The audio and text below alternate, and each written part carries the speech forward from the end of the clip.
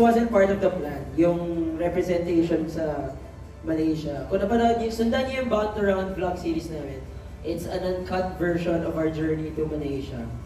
Kasi gaya na sinabi ni Alpha doon, maraming pinagpilian. We were informed na marami yung pinagpilian.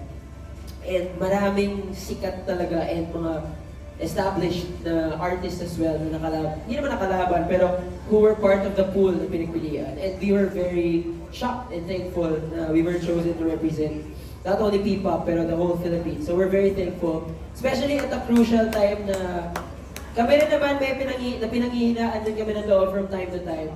Kaya, for one, casual P-pop fans man, regardless of who you're supporting, yung mga nag-show up here, and yung mga team bahay na, wala man dito, pero talaga nag-message and everything. Sobrang salamat kasi you guys don't know, you guys don't know what we're going through talaga na malapit na rin kami sumuko sana, but then this came along.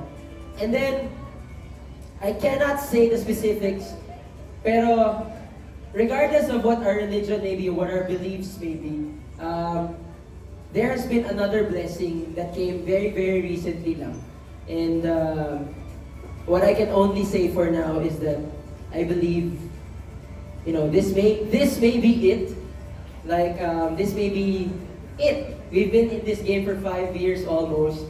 And yun, I think we're going places this year. So please, gaya nga sa kumabi ka sa mulong, don't you dare let go.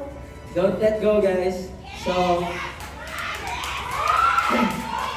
yes!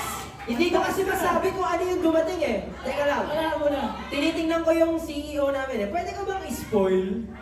Hindi daw. Bawal. Pero guys, maraming salamat. We're very touched.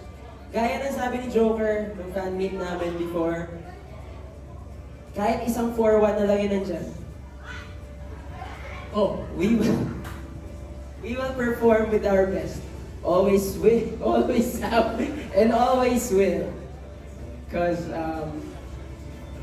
we started at the end, we went up to be first, and now all we're striving for is to be one of one and go beyond with all of you guys always. So maraming salamat for one. Round of applause for you guys.